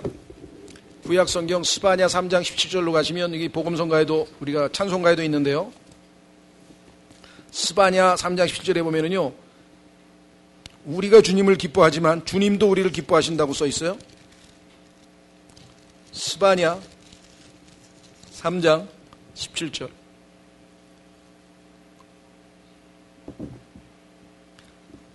몇 번을 읽어도 처음에는 잘 이해가 안 되죠. 왜 나 같은 사람에 대해서 기뻐하실 리가 없을 텐데, 짜증이 나실 텐데, 화가 나실 텐데, 기분이 안 좋으실 텐데, 밤낮 불순종하고 제멋대로 살고 그러는데, 그렇잖아요. 그런데 어떠세요, 여러분? 여러분 자녀도 여러분 마음에 드십니까? 안 들죠? 그런데도 지극히 사랑하죠. 걔를 위해서 뭐든지 할 것 같죠. 이게 하나님의 마음인 거예요. 보세요. 스바랴 3장 17절 내 한가운데 계시는 주 내 하나님은 능하신 이시니 그분께서 구원하시고 너로 인해 기뻐하며 즐거워하시고 친히 사랑하시는 가운데 안식하시며 너로 인해 노래를 부르고 기뻐하시리라. 이게 지금 가당키나 한 말인가. 그런데 하나님 말씀이기 때문에 안 믿을 수는 없죠. 하나님은 우리가 100번을 잘못하다가 어쩌다 한번 하나님 마음에 드는 짓을 하면 그것으로 인해 기뻐하시는 거예요. 그것으로 인해. 그렇죠. 나머지 99번은 다 용서하시고 다 참아 넘기시고 그 하나로 기뻐하듯이. 자, 그래서 오늘 다시 교재로 옵니다.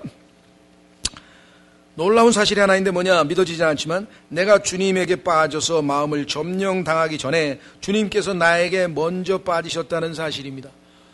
솔로몬의 아가에도 나와요. 읽다 보니까 아니 왜 이렇게 사랑에 빠지셨지? 예수님이 막 사랑 고백을 하시는데 들으면 민망하고 황송스러울 정도의 사랑 고백을 계속 하시는 거예요.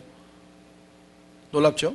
자, 그분이 먼저 우리 마음의 귀에 내가 내 안에 너 있다, 나도 내 안에 살고 싶다 그 속삭이십니다. 제 말이 아닙니다. 주님께서 그렇게 말씀하셨습니다.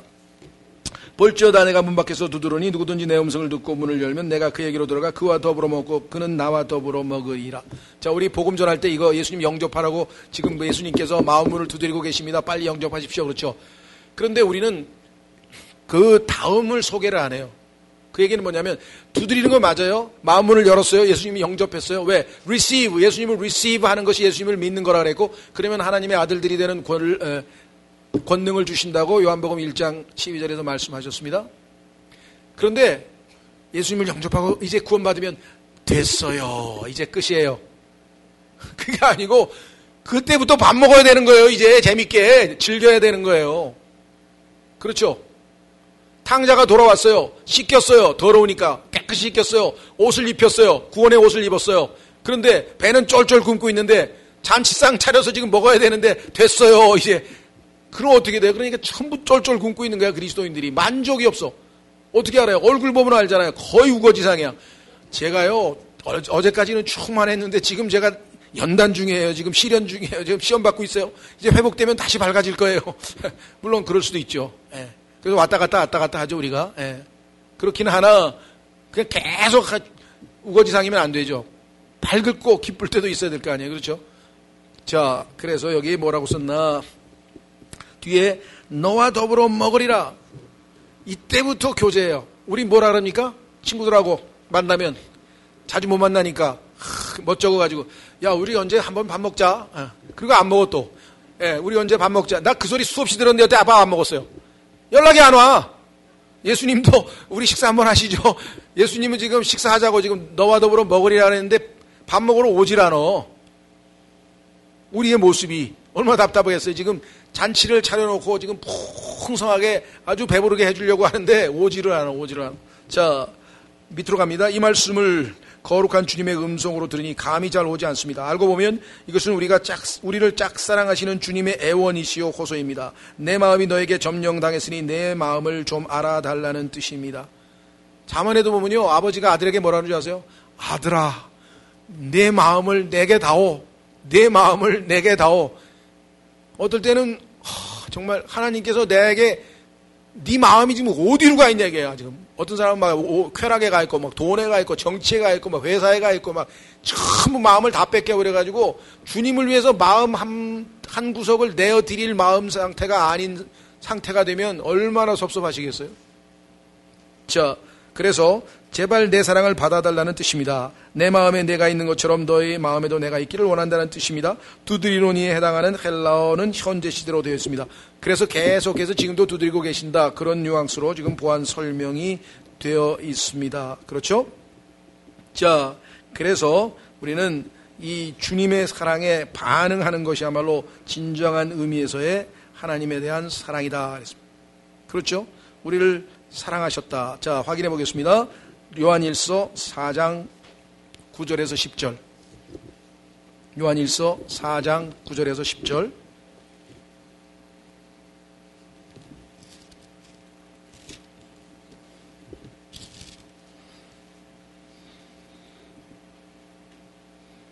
(7절에서) (10절을) 다 읽겠습니다.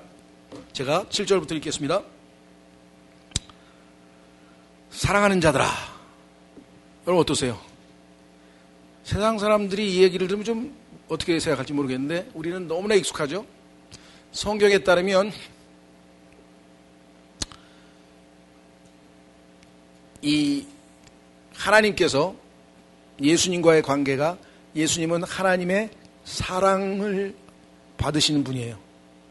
그래서 예수님을 믿으면 예수님이 하나님의 beloved, 하나님이 사랑하시는 자인데, 예수님 안으로 우리가 침례를 받고 우리가 예수님 안으로 들어가게 되면 자동적으로 그 사랑하시는 분 안에서 우리를 accept, 거두어 주신다, 받아 주신다라고 에베소서 1장 6절에 써 있는데, 이것도 개역성경에서는 생략돼 있어서 정말 핵심 구절을 놓친 거예요. 우리를 받아 주시는 거예요. accept 해 주시는 거예요. accept 아시죠? 거절 안 하고 accept 해 준 거. 우리는 예수님을 receive 했어요. 그분이 나에게 찾아오셔서 문을 수고하고 무거운 짐진 자들아 다 내게로 오라 했을 때 그것을 반응하고 accept 해 주신 것이죠. 자, 그래서 이 사랑하는 자들아, 이 말씀이 보통 말씀이 아닙니다. 원래는 이게 예수님의 칭호예요. 하나님의 사랑받으시는 분. 근데 우리도 하나님의 사랑받는 자가 됐으니 이 칭호가 얼마나. 그래서 그 솔로몬과 솔로몬의 아가에 보면 서로가 얘기할 때 My beloved, 나의 사랑받은 자야 하면서 이름으로 그 애인을 부를 때 칭호가. 자, 사랑하는 자들아, 요한이 사랑하는 여러 지체들에게 얘기한 거죠. 여러분, 사랑하는 자들아, 우리가 서로 사랑하자. 사랑은 하나님께 속한 것인즉 사랑하는 자마다 하나님에게서 나서 하나님을 알고 사랑하지 아니하는 자는 하나님을 알지 못하나니 이는 하나님이 사랑이시기 때문이라. 하나님께서 자신의 독생자를 세상에 보내사 우리가 그분을 통해 어떻게 했다고요? 살게 하셨은즉, 우리를 살게 하셨은즉 이것 안에서 하나님의 사랑이 우리를 향해 나타났느니라. 우리가 하나님을 사랑하지 아니하였으나 그분께서 우리를 사랑하시고 자신의 아들을 보내사 우리의 죄들로 인한 화해 헌물로 삼으셨나니 여기에 사랑이 있느니라.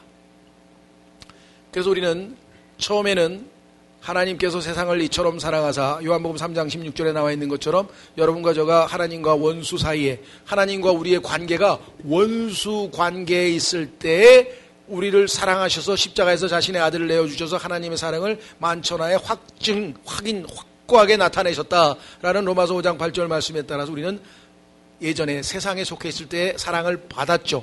그래서 하나님의 자녀가 되는 특권을 누리게 됐죠. 그 다음에 지금부터는 어떻게 됩니까? 예전에는 죄인인데도 사랑했다면 지금 아들이 됐으면 얼마나 더 아버지가 우리를 사랑해 주시겠는가 한번 생각해 보세요.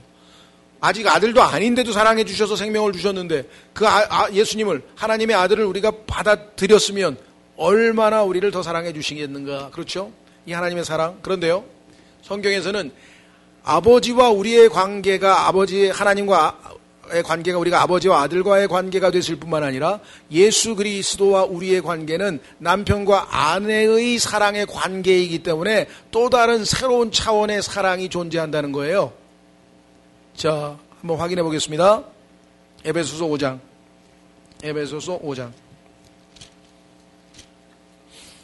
이 구절에 주목한 지도 저는 10년이 채 안 돼, 한 10년쯤 된 것 같아요.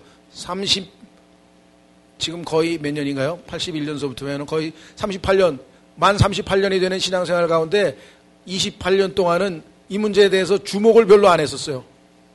왜? 하나님이 세상을 사랑하사, 난 죄인이었는데 나를 위해서 주님이 죽으셨구나. 그 큰 사랑. 그 다음에 하나님께서 나를 아들로 대해주셔서 지금도 이렇게 말을 안 듣고 불효자인데도 계속 하나님의 끊임없는 사랑을 내가 받고 있구나. 그런데 더 나아가서 주님께서 나를 사랑하는 신부로서 대하시고 사랑을 베풀고 계신다? 생각해 보셨습니까? 예, 그 사랑이 이제 우리가 공부할 솔로몬의 아가에 나오는 사랑인데 여기에 써 있어요. 에베소서에 보십시오. 5장 22절. 에베소서 5장 22절. 아내들아, 너희 남편에게 복종하기를 주께 하듯 하라. 이는 남편이 아내의 머리됨이 그리스도께서 교회의 머리되심과 같기 때문이라. 그분은 그 몸의 구원자시니라. 그러므로 교회가 그리스도께 복종하듯 아내들도 모든 일에서 자기 남편에게 복종할지니라. 25절. 남편들아, 너희 아내 사랑하기를 그리스도께서 세상을 사랑하사 세상을 위하여 자신을 주신 것 같이 하라. 이렇게 하면 성경 변개라 이 말이에요. 여러분, 성경 변개죠? 90%의 그리스도인인데 그렇게 읽어요. 읽기는 교회로 읽는데 머릿속에는 내가 예전에 구원받기 전에 나를 사랑하셨던 그 사랑을 생각하는 거예요. 여기서는 그 얘기가 아니고 창세기 3장 죄짓기 전에 하나님께서 아들을 통해서 신부인 이브를 창조하듯이 아담이 어떻게 했어요? 잠들었다 그랬죠. 성경에서 잠든 것이 죽은 거죠. 그래서 하나님께서 아들을 잠시 죽게 하신 다음에 그 죽은 아들로부터 이브를 창조해 내셨죠. 5번째 갈비뼈로. 그렇죠? 성경에서 5번째라고 하는 5은 항상 죽음과 관련되어 있습니다. 죽음의 수예요. 그래서 이 5번째 갈비뼈는 죽음을 예표하고 있고 아담이 죽음으로, 즉 여기 뭐라 했어요? 그리스도께서 교회를 사랑하사 교회를 위하여 자신을 주셨다 그랬잖아요. 창세기 3장에 죄 짓는 거하고는 아무 상관없는 거예요. 창세기 2장 얘기를 하고 있는 거예요. 지금 죄 짓기 전에 얘기를 하고 있다고요. 이해가 되세요? 그래서 정결하게 돼서 이제 다시 신부의 자격을 갖춘 우리들을 신부로서 깊이 있는 사랑을 하기를 원하신다 이 말입니다. 자, 다시 교재로 돌아오셔서 이제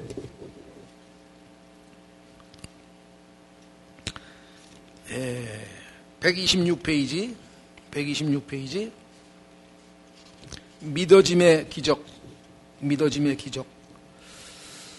자, 조심하셔야 됩니다. 나는 믿으려고 안 했는데 어느 날 보니까 하나님이 그냥 믿게 하시더라고. 이런 감정이 덜어 있어요. 그걸 제가 부인하는 건 아닙니다. 그러나 그렇게 믿게 하시더라도요, 끝까지 거부할 수 있어요. 그래서 안 믿는 사람이 있어요. 진짜로. 하나님께서 그렇게 내 마음에 강하게 그렇게 역사하셨을 때 그분의 그것을 그래도 수용했으니까 구원을 받았지, 여러분이 끝까지 거부하셨으면 속담에 말을 끌고 시냇가에까지는 끌고 가지만 그에게 강제로 물을 먹일 수는 없어요. 시냇물까지는 데려다 줘. 근데 말이 입을 딱 다물고 있으면 물을 못 먹는 것처럼 우리도 하나님의 사랑을 안 받아들일 수도 있어요. 그러나 우리의 완악한 마음과 여러 가지 방해 물질에 대해서 하나님께서 조건을 허락하셔서 우리가 하나님을 믿을 수 있는 그러한 마음을, 상태를 만들어 주시는 것, 이게 믿어짐의 기적이겠죠. 자, 126페이지. 사랑은 기적과 같이 주어지는 선물입니다. 사랑은 만들어낼 수 없습니다. 노력하면 할수록 더 안 되는 것이 사랑입니다. 조건이 맞으면 정전기 불꽃이 일어나는 것처럼 어떤 조건이 맞아 떨어지면 두 사람 사이에 사랑이 발생합니다. 서로에게 끌립니다. 그런 사람을 만난다는 것은 축복입니다. 그런 뜨거운 감정을 느낀다는 것도 축복입니다. 하지만 그것을 그대로 두면 잦아들고 식어지고 부패합니다. 두 사람 사이에서 일어난 불꽃이 더욱 자주 일어나도록, 그리고 마침내 그것이 두 사람의 삶을 환히 밝힐 만한 에너지로 자라갈 수 있도록 노력해야 합니다. 같은 원리가 믿음에도 적용이 됩니다. 믿음은 기적처럼 주어지는 선물입니다. 하나님의 선물, 믿음 어디에 써 있습니까? 에베소서 2장 8절에. 자, 조심하. 2장 8절 9절. 요번에 믿음 사용 설명법 읽어보신 분 한번 손 들어보세요. 아직 안 읽으셨어요? 읽으면 꽤 되네. 읽어보신 분들, 안 읽어보신 꼭 읽어보세요. 거기에 보면 두 가지 영어 단어가 설명이 되어 있죠. 아주 실제적인 건데, faith라고 하는 명사로서의 믿음과 believe라고 하는 우리의 의지적인 우리의 믿음 행위, 이 두 가지가 다르다는 걸 설명했죠. faith는 하나님이 주시는 선물이에요. 그렇죠? 그런데 그 faith를 받으려면 어떻게 돼요? 우리가 believe 해야 돼요. 하나님의 말씀을 듣고 believe 하는 것은 우리의 의지가 작용될 때만 그 faith가 역사가 일어난다 그랬죠. 그렇죠? 그래서 그 두 가지가 이제껏 우리는 우리말로는 다 믿다, 믿음 이렇게 해서 하나로 돼 있지만은 영어의 두 가지. 그래서 unbelief하고, 그렇죠? belief하고 faith는 다른 거예요. belief는 우리의 의지적 행동에 관한 것이고 faith는 하나님의 선물로 주어지는 거예요. 그래서 성경에 보면 예수 그리스도의 믿음으로 살리라. 하나님이 우리에게 주시는 선물로서. 자세한 것은 그 책자를 읽어보시면 설명이 아주 쉽게 잘 돼 있어요. 그래서 이게 이렇게 작동하는구나. 우리 여기 지금 안 계신데 지금 주일학교 봉사하고 계신 허국현 형제님이 그 번역 원고를 좀 교열을, 한글을 잘 한다 그래서 교열을 좀 줬더니 쫙 교열을 해서 아주 매끈하게 번역을 마무리를 잘 하셨는데, 책 제목을 믿음 사용 설명서 뭐 설명법인가 이렇게 썼더라고요. 핵심 내용을 알았어요. 이 형제가 제목을 제대로 붙였구나. 그냥 안 고치고 그냥 냈어요. 영어로는 faith, it works. 믿음, 그것은 역사합니다. 일합니다. 활동합니다. 가만히 있는 믿음이 아닙니다. 그런 뜻이죠. 자, 그래서 다시 돌아옵니다. 믿음은 선물입니다. 믿으려는 노력이 시작되기 전에 믿어지는 이적이 일어나야 합니다. 하나님께서 faith를 보여주실 때 우리가 believe가 일어나죠. 하나님과 나 사이에 어떤 조건이 형성되면 믿음이 불꽃처럼 일어납니다. 제일 첫 번째 핵심 조건은 하나님의 말씀을 들려줘야죠. 왜? 성경에 보니까 하나님의 말씀은 어떤 말씀이냐? 로마서 10장 8절에 The word of faith. 하나님의 말씀은 믿음의 말씀이에요. 그래서 그 말씀을 believe하면 그 안에 믿음이 나에게 주어지는. 그래서 믿음 성장은 바로 우리가 하나님의 말씀을 들을 때. 자, 그래서 자율의지를 강조하는 사람은 믿음을 인간의 의지로만 이해하고 하나님의 주권을 강조하는 사람들은 믿음을 하나님의 선물로만 이해합니다. 요게 지금 belief하고 faith를 잘 이해하지 못한 사람들은 이렇게 양쪽 극단을 하게 되는데 이게 두 개가 동전의 앞뒷면이란 말이죠. 인간의 언어와 논리로는 믿음의 다이나믹함을 다 이해할 수도 정확하게 표현할 수도 없습니다. 믿음은 사랑처럼 인간의 갈망과 하나님의 은혜가 만나 발생하는 선물입니다. 믿음이 역사하려면 하나님이 선물로 주신 그 믿음이 내가 believe라고 하는 나의 의지가 합쳐져서 works, 실제적인 effectually, 효과적으로 역사해서 믿음이 일하는 거죠. 자, 그래서 우리는 믿음의 이적에 대해서 이런 체험을 한 사람의 그 간증 얘기가 쭉 거기에 나와 있습니다. 자, 한번 그 간증 짧게 쭉 읽고 마치도록 하겠습니다. 자, 어떤 분이냐 이렇게 되어 있네요. 제가 섬기는 교회가 미국의 수도에 위치해 있다 보니 명석한 두뇌와 탁월한 의지력으로 대단한 업적을 이룬 분들이 많습니다. 그런 분들에게 나타나는 하나의 경향이 있습니다. 워낙 탁월하다 보니 모든 것을 자신의 기준과 논리의 지식으로 판단합니다. 어릴 적부터 자신의 판단이 늘 옳았던 경험 때문에 중년이 되고 노년이 되면서 그 경향이 더욱 굳어집니다. 그분들은 기독교 신앙에 대해서도 같은 태도를 가지고 대합니다. 읽고 듣는 모든 것을 자신의 기준으로 판단하고 취사 선택하려 합니다. 그분들은 자신들이 믿지 못하는 것에 대해 꺼리낌 없이 말합니다. 저 같은 보통 사람들은 자신의 생각이 틀렸을지도 모른다는 생각 때문에 자신이 믿지 못한다는 사실을 드러내기를 주저합니다. 자신의 어리석음이 드러날까 두렵기 때문입니다. 반면 탁월하게 살아온 분들에게는 믿지 못한다는 사실이 자신의 명석함과 치밀함에 대한 증거로 보입니다. 그러니 거침없이 자신의 불신앙을 드러냅니다. 그런 분들의 믿음의 궤적을 관찰하면서 발견한 사실이 있습니다. 인간의 탁월함은 자주 믿음에 이르는 길을 방해하는 장애물이 되곤 합니다. 그래서 세상적으로 굉장히 똑똑한 사람들이 믿을 확률이 그렇지 않은 사람보다는 훨씬 적죠. 믿어짐의 이적을 뛰어난 두뇌와 해박한 지식이 방해하는 겁니다. 최근에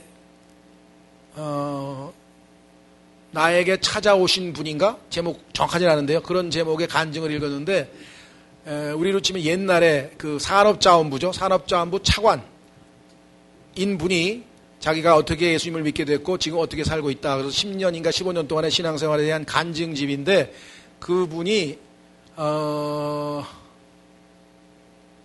서영수라고 하는 분인가 그런데 그 여자 배우 그 무슨 거침없는 하이킥인가 뭐 그랬다가 미국으로 결혼해서 간 사람 혹시 아세요? 서 누구라 그러는데?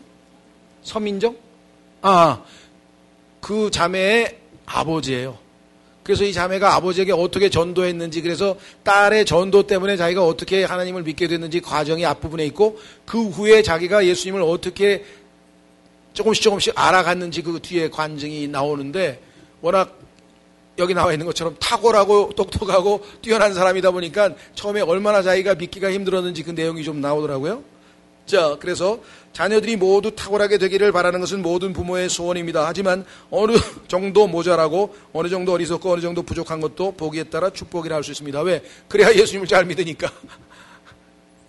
약해야 그렇죠. 불리한 상황에 놓여야 인간은 하나님을 의지하려고 그러잖아요. 그래서 보통 군대 가면 많이 믿어요.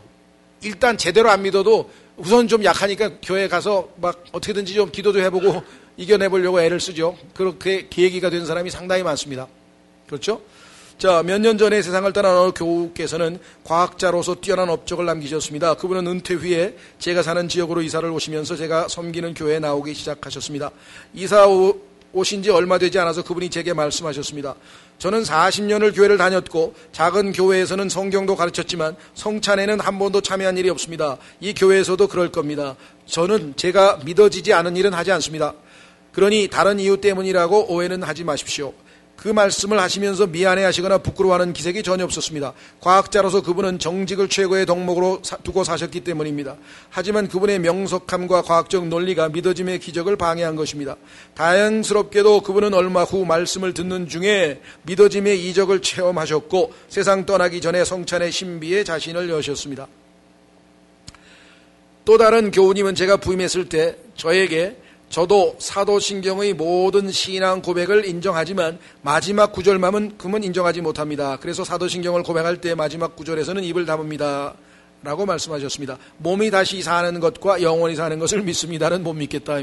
물론 우리가 지금 사도신경에 대해서는 여러 가지 우리가 할 말이 있고 이것이 성경과 조금 문제되는 것도 있고 그래서 우리가 독립침례교회에서는 아예 이것을 하지도 않고 할 필요도 없죠. 그러나 교회사적인 관계에서 보면은 당시의 일말에 필요가 있었다는 것. 자, 어쨌거나 하여간 이 내용을 못 믿겠다라는 고백을 말하는 겁니다.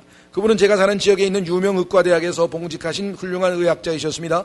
그분은 자기 역시 자신의 논리에 부합하지 않는 것은 받아들이지 않으셨습니다.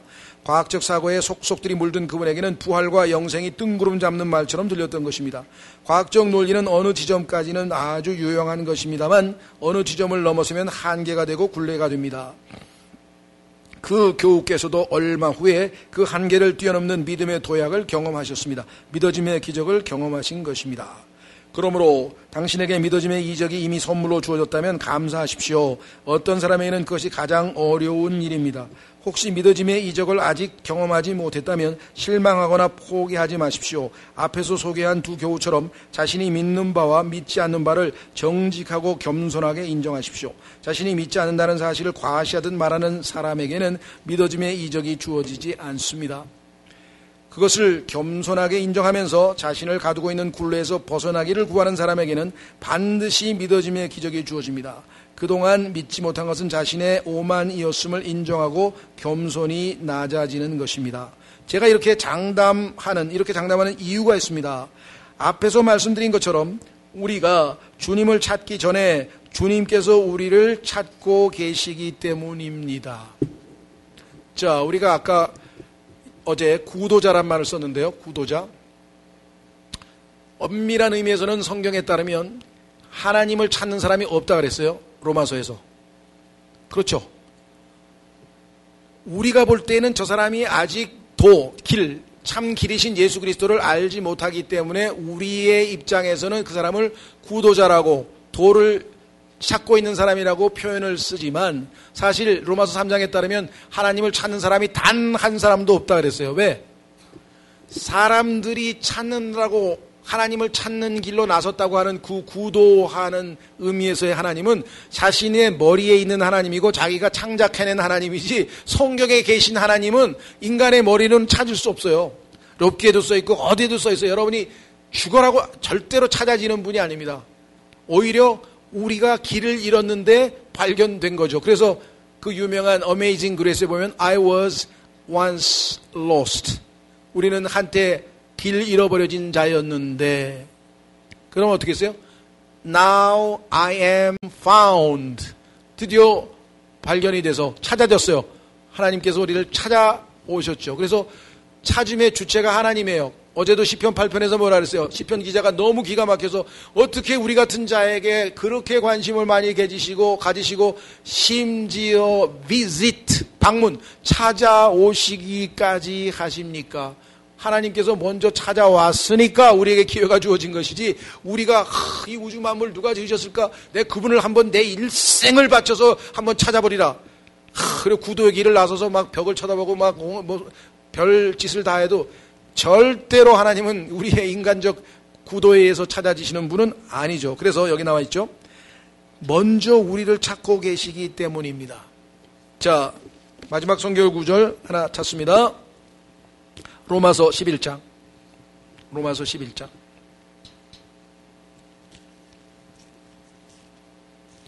주님께서 우리를 찾아오셔서 수없이 많이 초청 수고하고 무거운 짐지라 초청하고 했는데도 거부당했죠. 그래서 지금도 여전히 제가 11장이라 그랬나요? 10장 죄송합니다. 10장 21절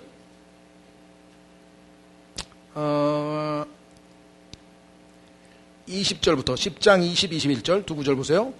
로마서 10장 이사야는 매우 담대하여 이르기를 나를 찾지 아니하던 자들이 나를 발견하였나니 이방인이죠. 내게 묻지 아니하던 자들에게도 내가 나타났노라 하되 왜? 우리에게 찾아오셨으니까. 21절 오직 이스라엘에게는 이스라엘 사람들은 찾아왔는데 거부해서 복음이 이방인들인 우리에게까지 이제 혜택이 돌아왔는데 그 이스라엘을 버리지 아니하시고 아직도 기다리고 계세요. 여기 보세요. 오직 이스라엘에 대하여는 이를 내가 종일토록 내 손을 내밀어 불순종하고 거역하는 백성을 향하게 하였노라 하시니 지금도 돌아오라고 계속 손 벌리고 초청하고 계시죠. 물론 나중에 극적으로 이제 환란을 통해서 이스라엘 중에 이 남은 자들이 돌아오기는 합니다만은 정말 극단적인 아주 이 방법을 취할 수밖에 없으셨던 것이죠. 자, 그래서 이제 마무리 짓겠습니다. 교재로 돌아갑니다. 하나님이 우리를 먼저 찾으신다. 그 덕분에 우리가 구원의 기회를 얻게 된 것이죠. 자, 우리가 주님에게 빠지기 전에 주님께서 우리에게 빠지셨기 때문입니다. 우리가 문을 열고 나가기를 구하기 전에 주님께서 먼저 마음의 문을 두드리고 계시기 때문입니다. 영국 시인 프랜시스 톰슨이라고 하는 사람의 하늘의 사냥개. 참 이 말도 저에게는 굉장히 와닿았어요. 에서 노래한 것처럼 그분은 우리가 돌아서서 문을 열 때까지 사냥개가 먹잇감을 끝까지 추적하듯 우리를 추격하십니다. 지금도 얼마나 많은 사람들이 이 예수님을 대신해서 사냥개 노릇을 합니까? 저 오지에 가서 복음을 전하고 또 찾아가고 뭐 어제도 이렇게 얘기했습니다만 부지런히 지금도 사람의 혼을 구원하기 위해서 애쓰는 사람들이 우리 주변에 얼마나 많아요. 그렇기 때문에 우리에게 진실한 갈망과 갈구가 있다면 결국 믿어짐의 변화가 일어납니다. 여러분들 혹시 20세기 순회 전도자라고 하는 피터 워크만 박사의 사역에 관한 간증집에 보면은요, 그 책이 나와 있죠? 20세기 순회 설교자, 우리는 이와 같은 목사님을 원합니다. 뭐 그런 제목으로 하여간 두 가지 제목으로 해서 같은 책인데 나와 있는데 거기에 간증해 보면 나와요. 한 사람이 하나님께서 여기처럼 사냥개처럼 끝까지 계속 뒤쫓고 있는데 계속 거부를 하다가 나중에 이제 죽기 직전에 강도에 칼을 맞아가지고 이제 입원해 있는 마지막 순간에 피터 워크만 박사가 복음을 전하면서 하나님께서 지금 끝까지 당신을 쫓아와서 지금 여기 입원실까지 여기까지 쫓아왔는데 아직도 거부할 겁니까? 그 말에 울컥해서 예수님을 영접한 일본 사람에 대한 간증이 거기 써 있어요. 하나님께서 여러분 몇 년 찾으셨어요? 어렸을 때부터 예수님 믿는 사람은 좀 덜하겠지만 어떤 사람은 나이 50 넘어서 예수님 믿은 사람도 있어요. 우리 이무상 형님 같은 경우도 그렇죠? 근데 안 포기하시고 끝까지 어느 순간에는요 우리 교회 누굽니까? 유치원 선생님 하던 자매 이름이 뭐더라? 예, 하여간 그 아버님은 마지막 폐암이 걸려서 숨 거두는 마지막 순간에 사위가 복음을 여러 번 전했는데 의사표시를 안 하니까 아버지 숨은 막 헐떡헐떡하고 곧 돌아가실 판인데 지금 여태까지 예수님에 대해서 다 말씀드리고 아시니까 마지막 순간에 정말 마음에 믿으시면 딱 한 번만 눈만 깜빡해 주시면 좋겠습니다. 그래서 그 눈 깜빡하고 얼마 있다 바로 돌아가 버리셨어요. 예. 그래서 그 딸들하고 사위하고 얼마나 기뻐했는지 몰라요. 하나님께서 마지막 순간까지 끝까지 추적을 해가지고 여러분은 지금 그 끝까지 추적해서 죄송합니다. 사냥개에 물린 거예요 지금. 안 놔줘요 이제. 그렇죠. 내가 구원받고 났더니 어떤 분이 그래요. 이게 구원이야. 그러니까 구원받았대. 지금 하나님과 당신 사이에 죄가 가로막고 있었는데 이 죄가 제거되고 예수 그리스도의 십자가로 다 해결이 되고 하나님과 당신이 이제 딱 손을 잡았다 이거야. 그런데 명심하십시오. 당신은 아마 자주 하나님의 손을 놓을 겁니다. 하나님의 손을 당신은 자주 놓을 거예요. 걱정 마세요. 하나님은 절대로 안 놓치니까. 그러니까 구원의 확신을 설명해 주면서 그렇게 가르쳐 주더라고요. 근데 지금 제가 40년 신앙생활을 해보니까 그 말이 맞아요. 하나님 절대로 우리를 안 놔줘요. 한번 물면 그냥 절대로 안 놔줘요. 그만큼 사랑하시는 거예요. 그리고 우리도 하나님을 그렇게 꽉 붙들기를 원하시는 거예요. 그렇죠? 그런데 이제 오늘 오후에 그 뒤에 마지막 맞췄죠? 그 다음 테마 한번 보세요. 뭐라고 써있나? 예. 거기에 뭐라고 써요? 그거 조금 소개하고 이제 기도하겠습니다. 매력과 노력 했는데 아까는 매력 얘기했는데 이제 노력이 필요하다는 거예요. 왜? 우리가 마음의 눈을 떠 진실로 주님을 만났다면 131페이지 그분에게 매료되어 언제나 서나 항상 그분을 생각하고 그분과 함께 살아야 마땅합니다. 무슨 소리입니까? 저절로 그렇게 되어야 이치에 닿습니다. 그런데 그게 그렇게 되질 않습니다. 그것이 우리의 문제이고 또한 우리의 한계입니다. 우리의 사랑이 식어버리기도 하고요. 예수님보다 쾌락을 더 사랑하기도 하고요. 세상을 더 사랑하기도 하고요. 자아를 더 사랑하기도 하고요. 이래서 문제가 발생을 하게 되는다. 왜? 아직 우리는 이 육체가 구속받지 아니하였고 우리 안에 이 내 육체 안에 죄가 아직도 여전히 거하고 있기 때문에 깨어 기도하고 여기에 대한 경계심을 늦출 때에는 언제든지 우리의 옛 아담의 성품처럼 돌아가서 하나님의 마음을 상하게 하고 사랑은 식어버릴 것이라는 거죠. 여기에 대해서 우리가 대비해야만 한다. 그렇죠? 예. 오늘 강의는 여기까지 하고